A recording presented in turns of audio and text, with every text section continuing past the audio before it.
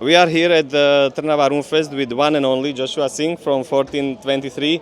Hello Joshua, we have a few questions for you. Are you ready? I am very happy to be back in Slovakia. How do you like Trnava Rumfest? I love it. I have to say, it's one of my favorite festivals.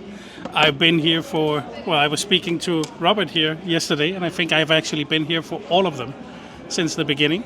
And I plan on being here for many, many more to come. I love the festival, great atmosphere, great people. I always have a lot of fun here. Classic question. How were your rum beginnings? I heard that you were a whiskey man back then, and what made you switch to rum? Great question. And yeah, it's true. I used to be a whiskey drinker, and I actually discovered the rum at a whiskey festival in Denmark, where we were drinking whiskey, a couple of friends. And at that festival, we had the opportunity to taste real rum for the first time, I'd say. In the past, of course, we had plenty of Captain Morgan with Coke as teenagers. We had plenty of Bacardi, things like that, cheaper products, easy products. But we'd never tried a real premium rum. And we tried it here, and we fell in love. We were literally just blown away by the quality and the range of flavors in rum. And that was the key thing. What was the first rum you tasted there? Don't ask me because I have no idea. We had spent, we'd been at the whiskey festival for 8 hours before we tried the rum. So we had a lot of whiskey before. But our first experience back then was, I think we tried 3 or 4 bottles from the same guy. But to be fair, I don't really remember. Okay. What about the 1423 name? What does it represent? Well, I always joke around and say that was the year we founded the company. And you'd be surprised how many people actually believe it, especially at rum festivals when they have a little bit to drink. You can see they go okay. They don't think more about it. But no, it actually comes from our very first bottle of rum that we bottled. And that was actually the number of the sample that we chose. Okay. So it comes from that. We had, I think it was 12 different samples to choose from. And this was the winner. And when we had decided this is the one we're going to bottle. So that was the first bottle you ever bottled with that? It was, yeah. It was called 1423. Okay. Not that creative, I think, when you look back on it.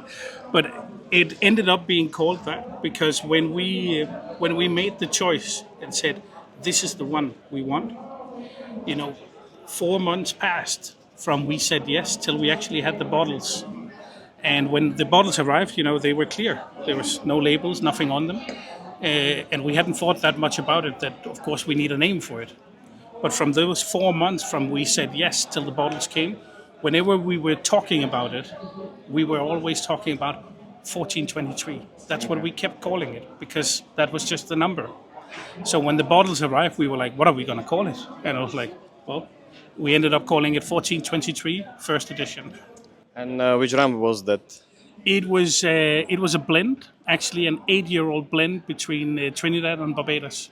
We know that you have a variety of bottles like Compañero, Cristobal, Patridom. How do you pick those names? Good question. Good question. Usually it's I would say, a brainstorm in the company. Me, Thomas Parmenter, my 2 business partners and I, or even, a good idea from one of our employees. Usually we would sit down, speak about it. What is the plan for the rum we want to do? Is it a flavored rum? Is it a specific style? Who are we trying to, who's the clients for it? Who do we want to drink it in the end? And then we throw up names in the air, different names. We look at them and try and figure out what we think fits best to the rum.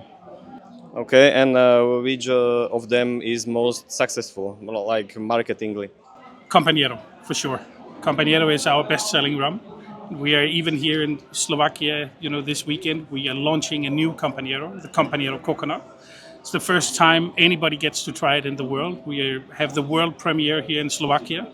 and you're going to have it exclusively as well in Slovakia for some months before we start launching it in other countries. Okay, I will try to pick this bottle for my tastings too. So Good. our fans will try too. How do you pick finishes for Ron Cristobal Santa Maria? Yeah. Well, through the years, we've done quite a few different finishes, anything from red wine to Calvados to Tokai wine barrels. And to be honest, there is not always like a specific idea behind it. Some of them have literally just been experiments where we said, okay, you know what, I tried this this amazing wine from this amazing region or this country or this fortified liqueur, something like that. And it's mostly just, let's try it. Let's put the rum inside, see what's going to happen. And if it turns out well, we're going to bottle it. So you visit some country and see some some cask, and I want them, or Yeah, basically. Or, somebody from the company has been on holiday or tried a specific wine or tried another spirit that they really enjoyed. And then, let's see if we can find some barrels, and we'll do a test and an experiment and see how it turns out. And what is the most uncommon or weird cask you ever bought? I would say, and that was not even a special cask finish, but we did in SBS a couple of years ago, we bottled some Caroni from 1993. And it's It was the Beast? Or? It was the Beast, exactly, and probably the most crazy rum we have ever bottled. And it was fun because I remember when we released the first one, and this rum is almost black, and it looks weird, it tastes weird, it smells weird, and it wasn't even a classical Caroni. It was even worse or different, if you want. And I remember the first bottling, when we started talking to our clients about it, we were literally warning them and saying, be careful. I know it's a 1993, the price is good, and it's a Caroni, so people are gonna want to buy it. But just be warned ahead that this is not a regular Caroni. This is something completely different. But yeah, people went crazy for it, and even for Caroni lovers, there are a lot of people who do not enjoy it, but it also has quite a few fans out there that really, really like it. It was some kind of very technical, very woody, very hard rum, harsh. Yeah. I always say, this is like going outside on the street and licking up the asphalt after a big truck just had a crash, something like that. It's very weird. Okay, nice. Do you still have any rum goal? Something you have not achieved yet? For example, some rare bottling? Yeah, for sure. There's still rums out there that I would like to get my hands on and that I would love to bottle. Can you tell, is it secret or? Well, some of it is, for sure. But yeah, you might see some of it in the future. Let's see. Okay, nice. Is there anything new and exciting Slovak fans can expect from you in the near future? Yes, for sure. So right now, of course, the Campanero coconut, which is completely new.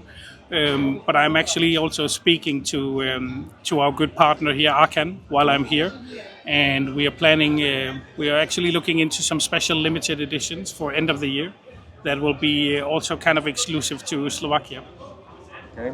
That's it. Thank you for your time. Enjoy Trnava Rum Fest. Thank you for so much. your time. Okay, super.